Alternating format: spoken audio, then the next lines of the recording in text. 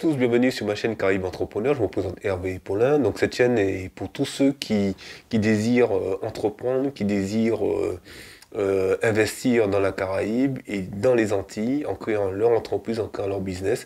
Donc si c'est la première fois que tu me découvres, ben, je t'invite à t'abonner sur ma chaîne. Donc aujourd'hui, on va parler d'un secteur qui est pourvoyeur de pas mal d'emplois, mais j'ai décidé de vous faire une série de vidéos, de 7 vidéos qui vous parlent de cette thématique de business dans lequel tu pourras te lancer lorsque tu te trouves aux Antilles et dans la Caraïbe. Donc, au travers de ces 7 thématiques, tu pourras trouver plusieurs idées de business. Donc voilà, donc en fonction de ta personnalité, en fonction de tes moyens.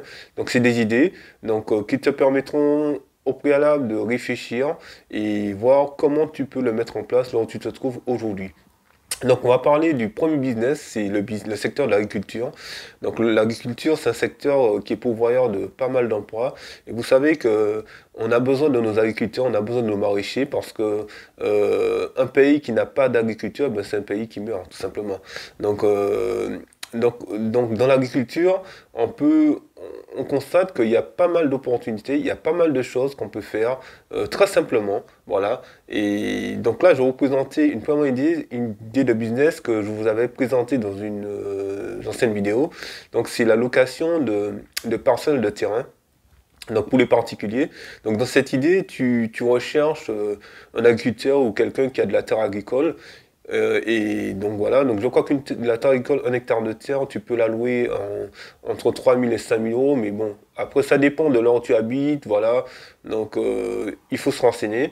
Après, une fois que tu as loué ton terrain agricole, ton hectare de terre, tu divises ton terrain en plusieurs parcelles, en plusieurs lots, donc tu fais des lots maraîchers. Et tu loues ça pour des particuliers, pour des gens qui habitent dans des appartements, qui auraient aimé avoir un petit lopin de terre pour pouvoir cultiver sa salade, ses radis, ses tomates, voilà. L'avantage de cela, c'est que ça te permet d'avoir du revenu, puisque tu peux louer tes parcelles maraîchères à l'année ou sinon au mois. Voilà, donc après, c'est à toi de réfléchir par rapport à ton business model. Et tu verras que la location de ces parcelles eh ben, te permettra de rentabiliser ton terrain. Voilà. Et donc, sur un hectare de terre, tu peux faire pas mal de parcelles. Et l'avantage aussi, tu peux réserver même une parcelle de terre pour toi qui te reviendra à 0 euros, puisque en amont, toutes les parcelles que tu auras te permettra de payer ton terrain agricole.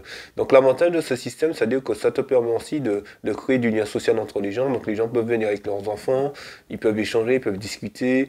Ils peuvent aussi s'échanger des semences, s'ésemer des plants et puis récolter leurs légumes. Donc moi je trouve que c'est un concept qui est très simple à mettre en place. Tu peux être salarié ou entrepreneur ayant déjà un business, tu peux te lancer dedans. Après tu commences avec un hectare de terre, tu peux, tu peux aussi louer d'autres hectares de terre et dupliquer le modèle quoi. Donc et après te retrouver avec plusieurs hectares de terre en location pour des gens, pour des particuliers. Parce que cette idée-là m'est venue durant cette période de confinement, parce qu'il y a des gens, il y a beaucoup de personnes qui cherchent des légumes et qui habitent en appartement et qui auraient aimé avoir mangé leurs propres légumes, quoi. Authentiques, tout ça, sans pesticides, sans produits chimiques. Et moi, je pense que c'est un business qui a de l'avenir et qu'après cette période de confinement, les gens vont retourner à la terre, les gens vont chercher vraiment des choses authentiques, naturelles. Et moi, je pense qu'il y a du profit à se faire sur ce concept, sur cette idée de business. L'autre idée de business que je vais te parler, c'est une idée de business, l'idée de business des confitures. Donc tu peux, les confitures, c'est un produit qui est très apprécié des enfants, mais aussi des adultes, hein, puisque la confiture, on l'utilise au petit déjeuner, on peut faire des gâteaux, on peut faire des crêpes, et donc c'est très simple en fait cette idée de business. Donc tu vas pas te lancer dans une culture de mandarine, d'orange ou ça, non, tu vas simplement passer par des particuliers qui ont des fonds ainsi ou plus de fruits chez eux. Donc tu les contactes, tu fais tes recherches, tout ça, et aussi si t'en manques, tu passes aussi par des agriculteurs pour compléter cela. Et après, tu crées ton pôle de transformation de produits. Donc, soit tu peux tester déjà à la maison, voilà, tes premiers bocaux et tester ton marché. Et après, par la suite, avoir ton local de fabrication et fabriquer toi-même tes confitures. Donc l'avantage des confitures, c'est un business qui est très très rentable parce que ça demande pas grand-chose en fait. C'est du sucre, de l'eau, des arômes, voilà. Donc c'est très simple à faire, à mettre en place. Il te suffit simplement d'acheter tes chaudrons. Tu achètes des chaudrons qui te permettront de cuire tes confitures. Et voilà, donc après tu cherches ton réseau de distribution, ton canal de distribution. Tu peux soit livrer tes confitures directement en particulier, ou soit les vendre dans des magasins, mais là tu peux un peu sur ta marque. Ou sinon tu crées un site internet et là tu mets en ligne la vente directement de tes pots de confiture, tu gères de A à Z ton business et tu voilà. Et moi je pense que c'est une idée qui est très, très rentable, qui est très intéressante parce que quand moi je rentre aux Antilles et quand je goûte les confitures qu'on vend dans les hyper, il n'y a pas de goût, il n'y a pas de morceaux de fruits dedans, il n'y a pas beaucoup de saveur, il y a beaucoup de sucre. Et vraiment, tu peux créer même une gamme de confitures aromatisées au gingembre, au citron, tu peux au rhum, tu peux faire plein de choses, quoi, et tu peux t'éclater dedans.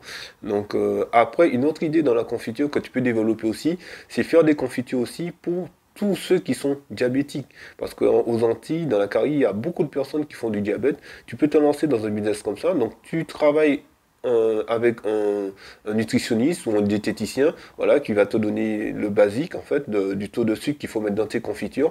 Et là, tu lances ta gamme de confitures pour diabétiques. Moi, je pense que ça, c'est une pépite. Et ça, je pense que il faut croiser l'idée. Je pense qu'il y a un marché à prendre au niveau de la confiture pour les diabétiques.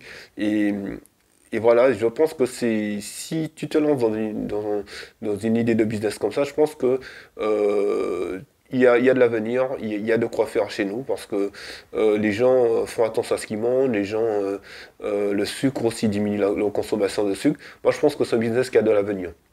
Après, un autre business que tu peux développer, on va parler des légumes aussi. Donc, des légumes, tu peux créer aussi une gamme de gratins. Donc, tu peux créer des gratins à la papaye, à la banane, aux fruits à pain, à la patate douce, à l'igname.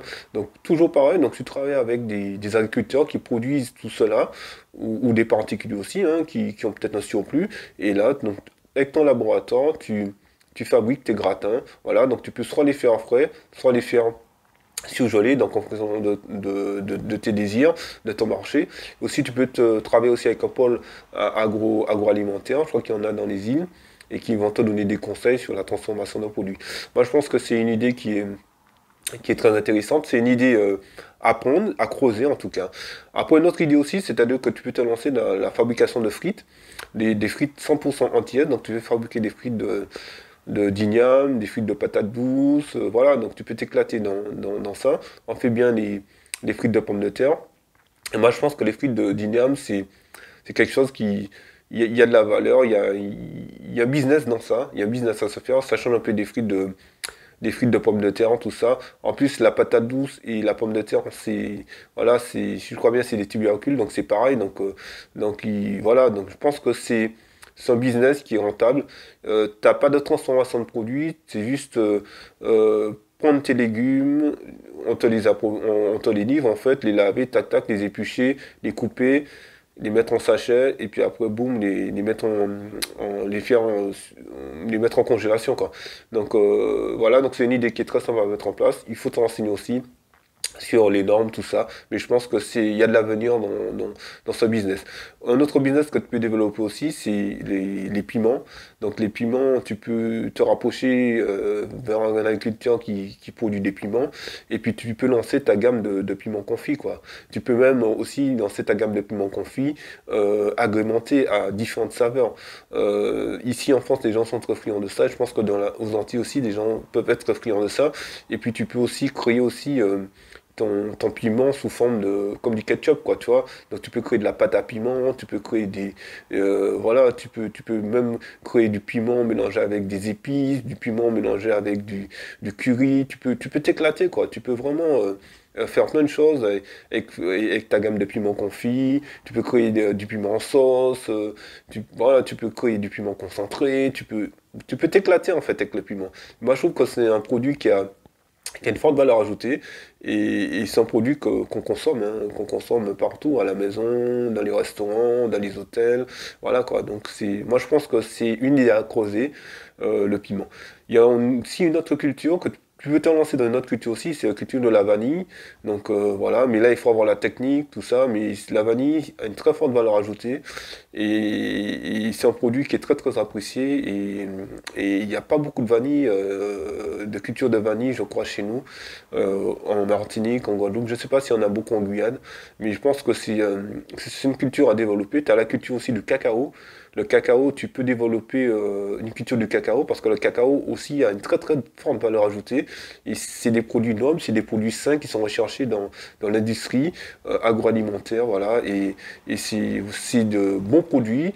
Et tu peux vraiment t'éclater en faisant la culture du cacao. Tu peux faire pas mal de choses, quoi avec simplement le cacao. Il y a aussi un autre business que je voulais te parler, c'est la livraison. Tu peux investir sur un camion frigorifique, ou si tu veux pas acheter, tu peux simplement louer en leasing un camion frigorifique. Tu travailles avec tous ceux qui font de l'élevage et qui ont un atelier de découpe. Et comme ça, en fait, tu prospectes ta clientèle de particuliers et tu t'approvisionnes au niveau des éleveurs, donc tu achètes des poules, de la viande, de bœuf, de mouton, des œufs, tout ça. S'ils font du boudin, tu achètes du boudin. Et là, tu les revends aux particuliers. Et là, tu fais la livraison directement. Donc tu passes chez tes fournisseurs, et, tu récupères ta viande, tu stockes dans ton camion, boum, et après tu vas livrer. Tout ça chez les particuliers, surtout les personnes âgées qui veulent pas se déplacer, qui sont à la recherche de viande qui ont du goût, de la saveur, tout ça. Tu peux livrer aussi dans les entreprises, toi, aux gens. Donc voilà, tu peux t'éclater, tu peux commencer avec un camion et puis après, vraiment avoir un réseau de distribution, de livraison de viande à domicile pour les particuliers et même pour les restaurateurs qui n'ont pas le temps d'aller chercher de la viande. Voilà, tu peux travailler aussi bien avec les particuliers, aussi bien avec les hôtels, les restaurants, voilà, qui te font confiance sur le choix de la viande, quoi. Voilà. En plus de ça, tu travailles en direct avec les éleveurs. Donc là, vraiment, tu as une touche vraiment saine, en fait, par rapport à ton business. Et c'est pas de la viande qui est importée, tu fais travailler les gars de ton île, voilà, de ton pays. Et là, moi, je trouve ça top, quoi. Et c'est un business vraiment qui te demande pas beaucoup de moyens. Et tu prends ta marge et basta, quoi. Voilà. Voilà, donc c'était des idées de business que je voulais te donner aujourd'hui. Il y en a encore plein d'autres, hein. J'en ai plein dans la tête, dans l'agriculture. Mais bon, là, je vais m'arrêter là, sinon la vidéo sera trop longue. En tout cas, j'espère que ça t'a permis de réfléchir, en tout cas, sur des business, des concepts à mettre en place aux Antilles, dans la Caraïbe. Et je te dis à très très bientôt pour une prochaine vidéo. Donc là, on va parler d'une deuxième thématique de business que l'on peut lancer chez nous, dans la Caraïbe, aux Antilles. En tout cas, d'ici là, passe une bonne journée et à très très bientôt pour une prochaine vidéo. Ciao, bye bye.